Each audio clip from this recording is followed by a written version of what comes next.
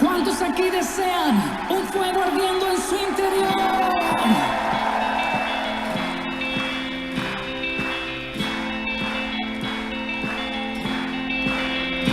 Poder siento, lo siento, en este momento,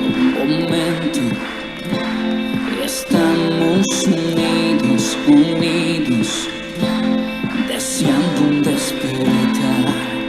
Poder siento, dile.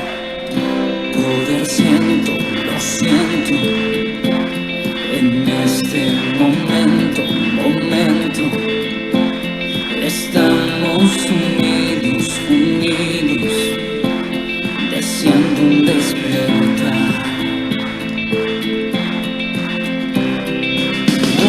Oh, se escucha desde el cielo. Oh, un fuerte viento recio. Oh, ven con tu avivamiento. Quiero tu fuego tener ardiendo en mi interior. Ardiendo en mi interior. Y tus hijos, tus hijas, soñando. Buenas noches. Quiero darles la bienvenida a cada uno de ustedes. Soy la pastora Milagros y quisiera una vez más poder compartir con ustedes las cosas que están aconteciendo en medio de nosotros. Tenemos oración todos los martes. Empezamos a las 7 de la noche. Los primeros 30 minutos es un tiempo de adoración, de preparación. Usted llegará al trono de la gracia para que sus oraciones y nuestras oraciones sean escuchadas. Tendremos una enseñanza todos los martes. Ya empezamos el martes pasado. Y si usted quiere ser parte de estas enseñanzas, si no tiene la aplicación Zoom, bájela. Les será de gran provecho. Se les estará suministrando la cuenta de Zoom para que usted pueda ser parte de estas enseñanzas que estamos impartiendo. Esté atento. Lo estaremos ofreciendo a las 7:30 las clases. Luego tendremos la oración de intercesión como de costumbre. Próximamente también tendremos unos cambios en los temas de intercesión conforme a las necesidades que se están presentando. Ya anunciamos a todos que por favor envíen si tienen alguna petición importante que usted cree que se debe orar por esto por un tiempo, sobre todo en esta temporada que estamos viviendo. Manténgase conectado, no le dé cabida al desánimo. También estamos intercediendo 24/7 a través del WhatsApp. Cada petición que usted tenga, colóquela a través de este medio y vamos a interceder por sus necesidades. También queremos dejarles saber que estamos altamente agradecidos por sus diezmos y sus ofrendas y lo queremos bendecir una vez más. Estamos orando por su vida, por su economía, por la salud, por todas las cosas que conciernen a su casa, a su vida.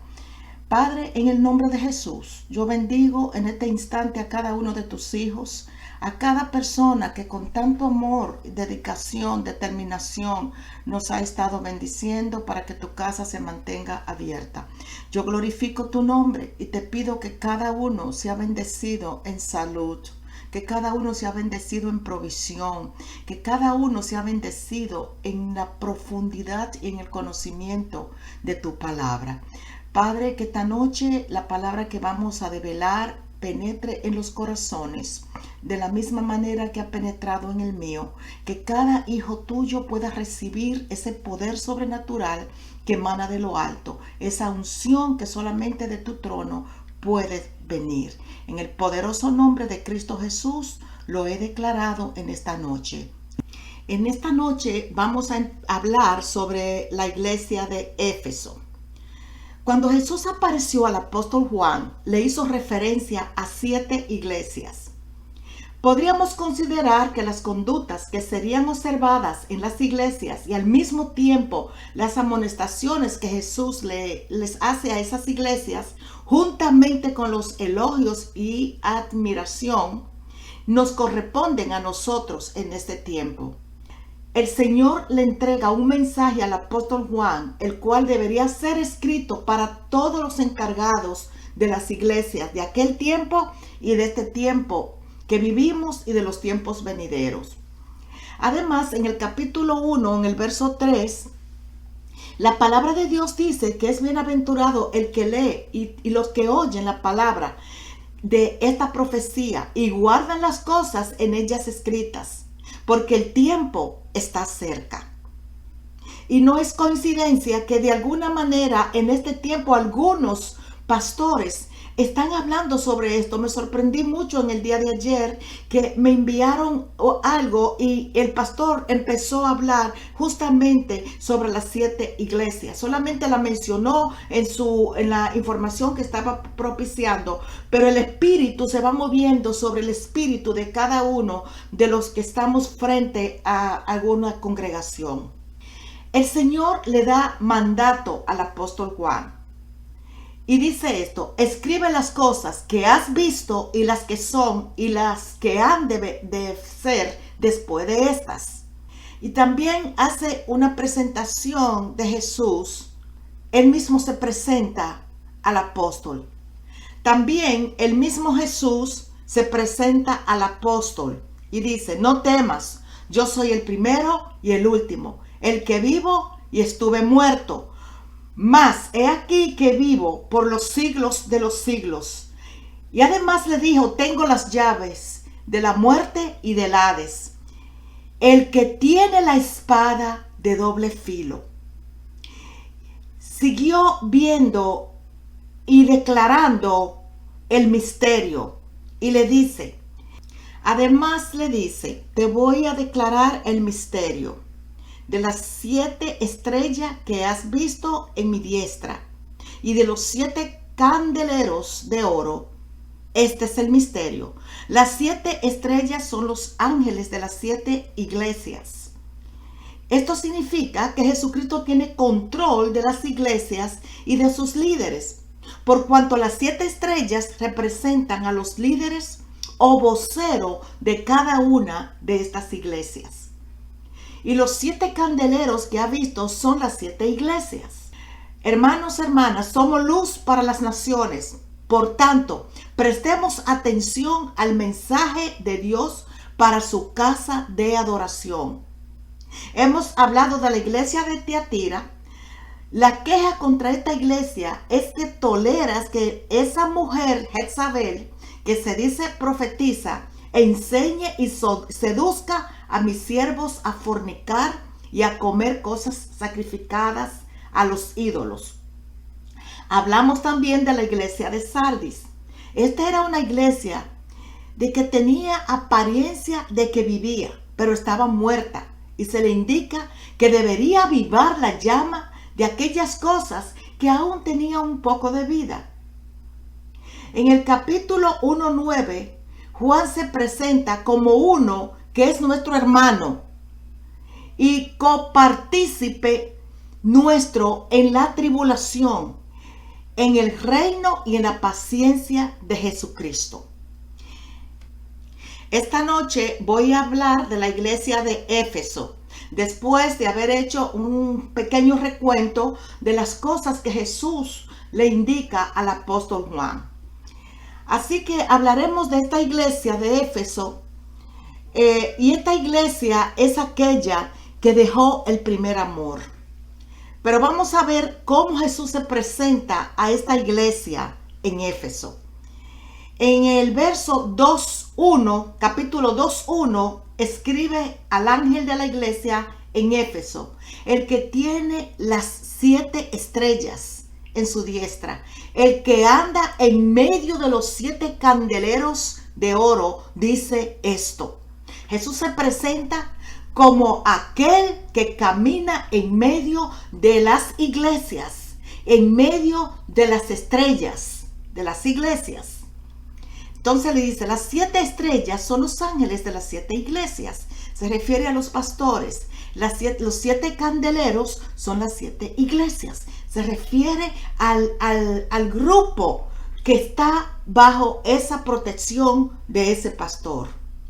Y en el verso 13 del capítulo 1 dice, y en medio de los 7 candeleros, a uno semejante a hijo del hombre, vestido de una ropa que llegaba hasta los pies y ceñido por el pecho con un cinto de oro. Alabado sea el nombre de Jesús. Glorioso es su nombre, que viene a nosotros y se presenta como aquel que nos ama y que está pendiente de nosotros. Jesús no deja de lado para elogiar a las iglesias en su actividad.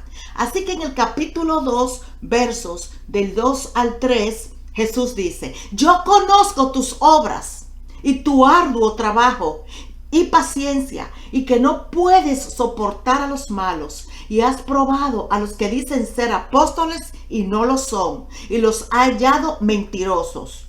Y has sufrido y has tenido paciencia y has trabajado arduamente por amor de mi nombre y no has desmayado. Pero tienes esto, que aborrece las obras de los nicolaitas, las cuales yo también aborrezco. Gloria a Dios. Muchas cosas maravillosas dice Jesús de esta iglesia. El Señor reconoce el arduo trabajo por la obra de Dios y es admirado por él. Tu trabajo, todas las cosas que estás haciendo, como enseñar, interceder por las necesidades, ayudar a los que están en necesidad, hacer una llamada, limpiar tu casa de adoración, cantar en el coro, dirigir la música, llevar las finanzas, ir a evangelizar, entre muchas otras cosas que tenemos que hacer en una iglesia. Esto es hermoso, porque el Señor dice que lo has hecho por amor de su nombre y no has desmayado en tu trabajo. Es una iglesia que no soporta a los malos, dice el verso además. Es una iglesia que tiene celos porque los malos han progresado y no los puede tolerar. No puede sentirse cómodo ante el progreso de los malos. Estos han destruido la obra de Dios, han cerrado la boca de las iglesias, han sacado la Biblia de las escuelas, de las iglesias, aún de las casas. No se puede orar públicamente, no puede predicar públicamente, entre muchas otras cosas que los malos han provocado. Además, Jesús dice que esta iglesia tiene paciencia. La paciencia es un fruto del Espíritu Santo. También es reconocido esto por el Señor. Por amor del nombre de Jesús, somos entrenados en la paciencia. Y otra cosa que le dice Jesús a esta iglesia, tú aborreces las obras de los nicolaitas, las cuales yo también aborrezco. Ahora, la pregunta es esta: ¿quiénes eran los nicolaitas? Muchos coinciden con esta idea, que era una doctrina perniciosa que se introdujo en las iglesias de Éfeso y en las iglesias también de Pérgamo. Enseñaban a los cristianos a que a causa del principio de la libertad, porque somos libres en Cristo, pero ellos enseñaban equivocadamente este concepto.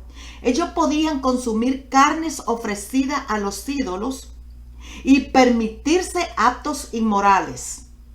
Y como los paganos, enseñaban la libertad de la carne, es decir, inmoralidad.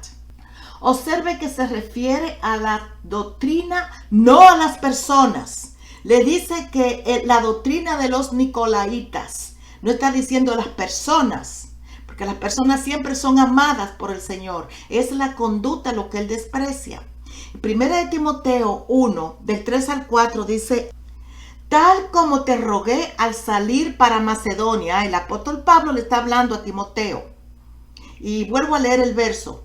Tal como te rogué al salir para Macedonia, que te quedaras en Éfeso, para que instruyeras a alguno que no enseñaran doctrinas extrañas, ni prestaran atención a mitos y genealogías interminables, lo que da lugar a discusiones inútiles en vez de hacer avanzar el plan de Dios, que es por fe. Así te encargo ahora. Muchos conceptos, muchas genealogías interminables y que eran inútiles para poder llevar el evangelio. Eso mismo está pasando en medio de nosotros. Hay una flexibilidad de la iglesia. La iglesia se ha vuelto flexible. Hoy encontramos también en la iglesia contemporánea gran flexibilidad. La iglesia contemporánea ha sido atrapada en los pecados de la iglesia de Éfeso. ¿No creerías que Jesús iba a intervenir todo el tiempo hablando solo a la iglesia de Éfeso? ¿Sabía él que todas las iglesias iban a estar siendo engañadas de una manera o de otra manera? Y por eso este mensaje no es solamente para esta iglesia, este mensaje para ti y para mí en este tiempo contemporáneo. El mundo espiritual está arrastrándonos como iglesia y por ende como nación a un desorden de los principios divinos de Dios para esta nación y para las naciones de la tierra. El mundo espiritual se manifiesta en lo natural. Lo que vemos hoy ya estaba planeado en el mundo sobrenatural. Tenemos que adelantarnos a los planes del enemigo. Muchas de las revelaciones que Dios está dando es a consecuencia de lo porvenir, para que como un solo cuerpo podamos unirnos y anticiparnos a los planes malsanos del maligno. Esta realidad nos ha alcanzado, hermanos. Estamos en medio de esta confusión. La iglesia está siendo influenciada por varios poderes que unidos han venido a destruir. ¿Cuáles son esos poderes que se mueven en la oscuridad en contra de la iglesia de esta nación? Pregúntese y yo respondo. ¿Cuáles son esos poderes que se mueven en contra de la iglesia de la nación? Mire, vamos a analizar esto. El espíritu de Absalón. ¿Qué es eso del espíritu de Absalón? No se trata de Absalón, se trata de lo que obró en Absalón. Absalón es el hijo de David que se rebeló en contra de él y trajo a la nación en una gran revuelta bélica. Esta rebelión que hoy vemos empezó en la familia, en una familia. Entonces de la familia toda esta rebelión se va a toda una nación. Hoy tenemos grupos que se rebelan y proclaman en una actitud de violencia en contra de sus propios hermanos, en contra de la propia nación, en contra de su trabajo. La iglesia de Jesucristo no se puede dejar arrastrar por las mentiras que envuelven las revueltas y que se convierten en una amenaza a la seguridad familiar, a la seguridad social y a la seguridad económica de una nación. Analicemos cada cosa que se presenta, porque son espíritus de rebelión. Yo no estoy llamando a sumisión, a dejar que nos aplasten. No, es a usar las armas que tiene la iglesia en el espíritu conforme al consejo bíblico. Jesús mismo dice que en él estaba la espada de doble filo y que él está en medio de nosotros. ¿Qué otro espíritu está sobre nosotros? Ya le hablé del espíritu de rebelión, ese espíritu que estaba en Absalón y que se levantó y que provocó estorbo en la nación. El segundo espíritu del cual vamos a hablar es el espíritu de Acab. Acab es una persona. No es que acá se ha convertido en un espíritu, es que actuó en él y trajo gran debilidad a su vida. Este hizo alianza contraria a Dios. Se casó con Jezabel, mujer pagana, idólatra, llena de odio por todo lo que representa al Creador, todo lo que representa a Dios. Malas actitudes, mató a los profetas de Dios. Y como vimos, inducía a los siervos a pecar. A este acá se le envió un espíritu que lo engañó y lo sumió en una nebulosa de mentiras, llevándolo a creer que sería vencedor, y cayó confundido, totalmente confundido, y también el pueblo, trayendo decepción y engaño espiritual y trayendo desaliento y dolor a toda la nación. Pero tan fuerte como estos espíritus, tenemos un tercer espíritu, que es el espíritu de Leviatán. Este espíritu ha traído destrucción, orgullo, soberbia, vanidad, arrogancia espiritual. Es una representación directa de Satanás. Este es un espíritu que de él se ha hablado en diferentes versos en la Biblia, pero es un representante directo de Satanás.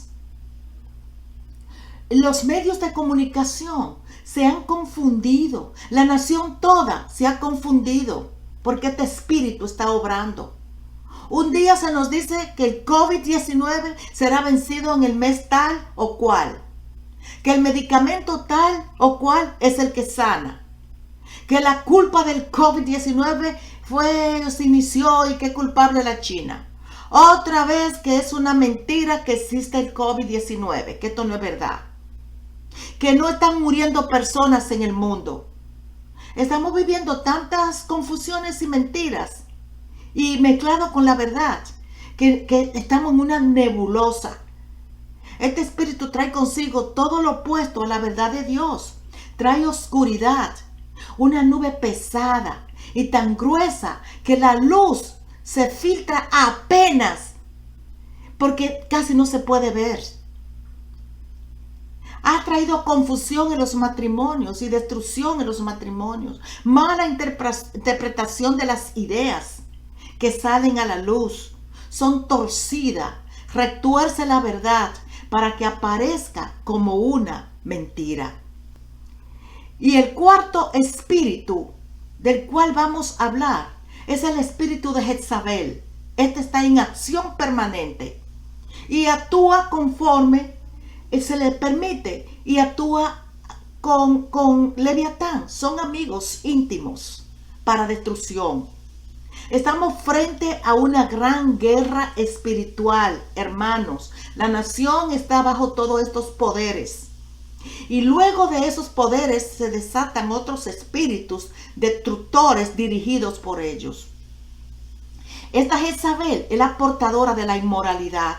Ha traído destrucción a la familia. Este es un plan macabro y bien organizado que ha estado envolviendo las mentes de los creyentes y no creyentes. Pastores cayendo en inmoralidad. Ministros de alabanza cayendo en inmoralidad. Hermanos de las iglesias cayendo en inmoralidad. Hermanas cayendo en lo mismo. Este espíritu te tiene seducido. Seduce la mente. Y entonces dicen, en nombre del amor. Y el Padre dice, ¿de qué amor me estás hablando? ¿El amor de la inmoralidad? ¿El amor de tus deseos carnales y desviados de mis mandamientos? ¿El amor que satisface los deseos humanos y que sigue la masa en su error? Este espíritu destruye los planes de la iglesia y los planes de la nación. Este espíritu destruye la simiente profética. La voz que declara los planes de Dios. Este espíritu es enemigo y se mete y trastorna y confunde. Y entra mucho a las iglesias para confundir con ideas que no vienen de Dios. Así se le habló a la iglesia que tuviese cuidado. Este espíritu vuelve las mentes débiles. Envolvió la mente de su marido Acab, rey de Israel, porque esta mujer lo sedujo. Pero él se dejó seducir. Hermanos, hay un llamado a despertar. Despertemos y no nos dejemos seducir por las artimañas del enemigo. Otra cosa que dice Jesús sobre esta iglesia de Éfeso. Dice, has probado a los que se dicen ser apóstoles y no lo son. Y los hallado mentirosos. interesante. El apóstol es aquel que va lejos, aquel que es apartado, aquel que es enviado, que es despachado. Así literalmente es uno enviado y por extensión un mensajero, un embajador, uno que lleva el mensaje. El apóstol conlleva la idea de misión y representación. El término aparece en el registro de la ordenación y el envío de los discípulos en la misión de evangelizar. Y eso lo encontramos en Mateo 10, del 2 al 6.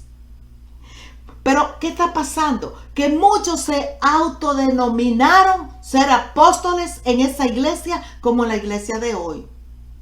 No con la verdadera misión de un apóstol, sino encumbrándose a sí mismo, dándose unas posiciones que estaban lejos del corazón de Dios. Segunda de Corintios 11:13 dice: porque estos son los falsos apóstoles, obreros fraudulentos que se disfrazaron como apóstoles de Cristo. ¡Wow! Es un disfraz que están usando. En cierto modo, todos los seguidores de Cristo están llamados a ser apóstoles. Si lo vemos con toda la descripción que dimos, todos tenemos que ser sus embajadores. Todos estamos llamados a ser aquellos que son enviados. Estamos llamados a ser predicadores de las buenas nuevas del evangelio, como hicieron los 12 apóstoles. A mantener la sana doctrina. Y si fuera posible, a ser fundadores de obras al servicio de Dios. La iglesia de Éfeso fue celosa con esta posición y probó a muchos que pretendían ser apóstoles, pero no lo eran y posiblemente estaban confundidos con las doctrinas nicolaitas. Nosotros podríamos estar confundidos con muchas otras doctrinas que se han cruzado en las iglesias, como la doctrina de la nueva era. Yo escucho en las iglesias muchos términos que son términos que lo usa la nueva era. Muchos hoy en día se autoclasifican y se autotitulan apóstoles. Pero que todo aquel que lleva las buenas nuevas, como la gran comisión, es un apóstol, conforme a la descripción de lo que es un apóstol. Por eso que apóstol es uno de los ministerios de la iglesia. Y que es importante que nosotros tengamos el fuego para llevar esta palabra. Jesús tiene quejas en contra de la iglesia de Éfeso. Tiene muchas cosas maravillosas que Jesús aprueba y que Jesús enfatiza.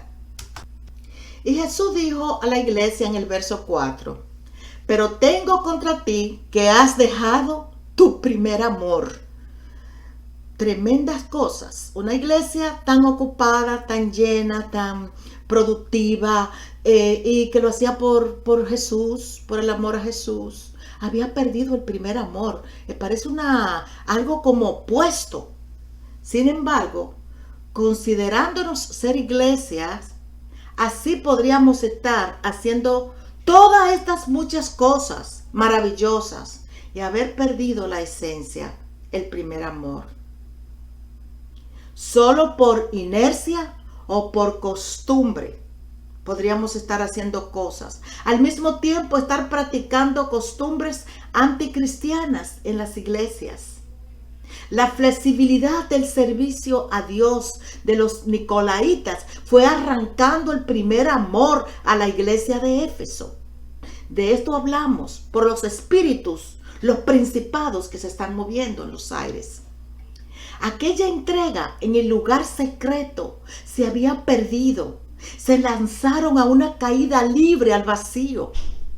El primer secreto es donde recibimos la visitación que mantiene vivo el primer amor.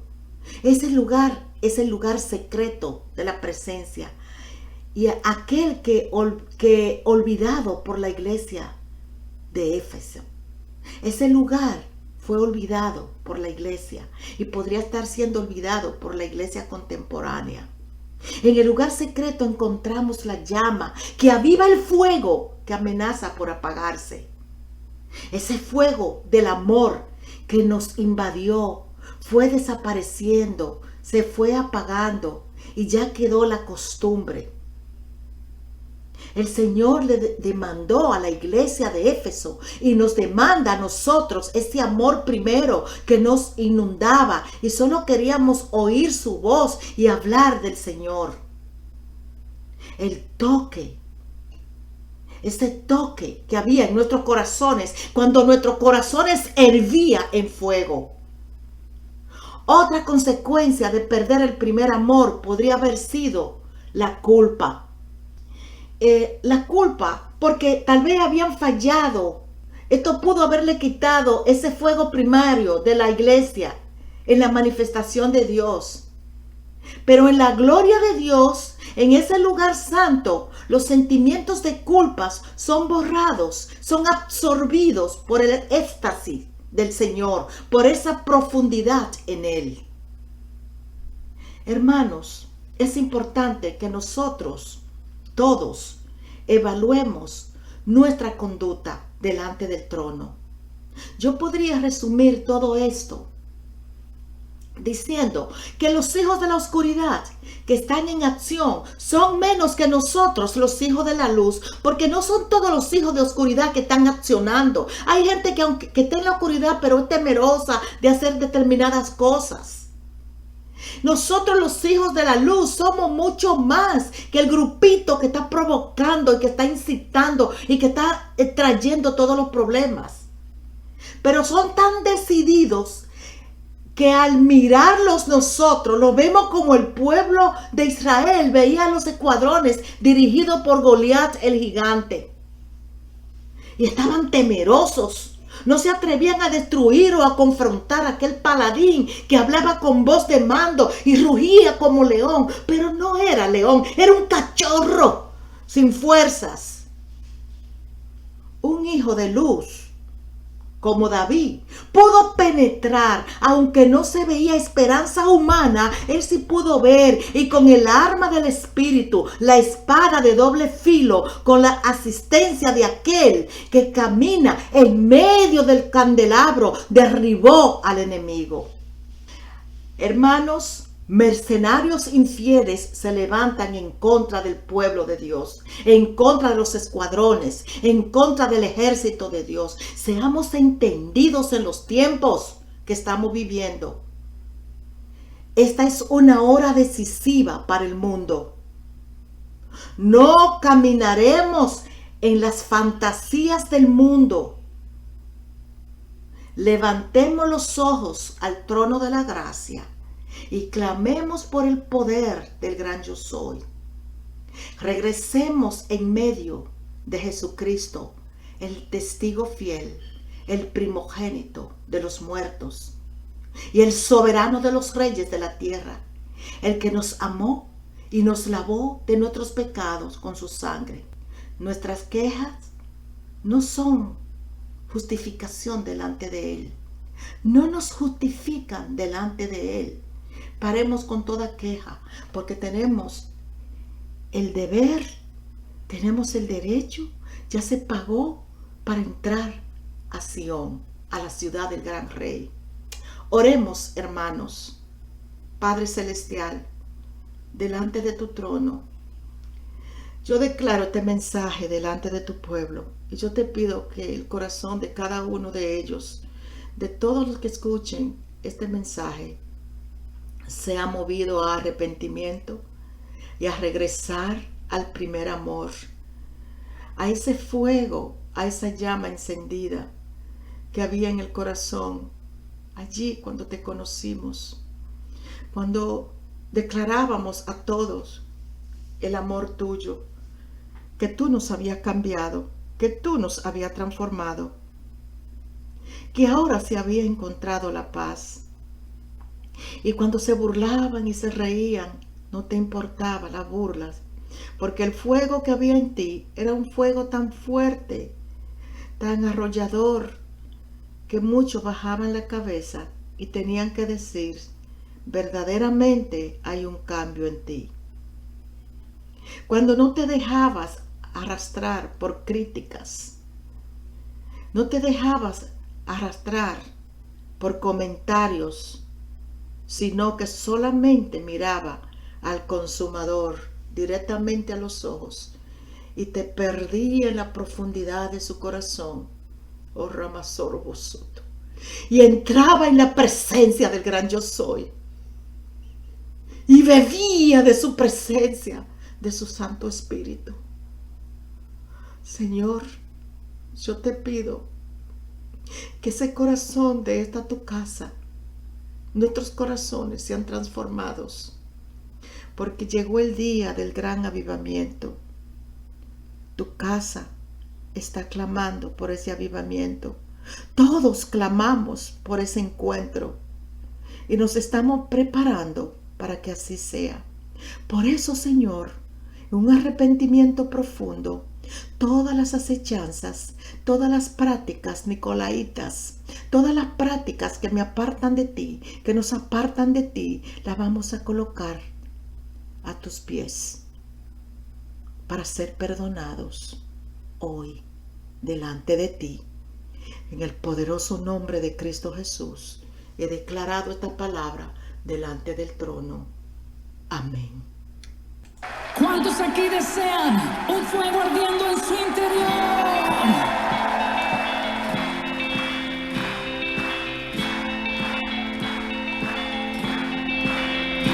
Poder siento, lo siento, en este momento, estamos unidos, deseando un despertar. Poder siento, dile. Poder siento, lo siento, en este momento, estamos unidos, deseando un despertar.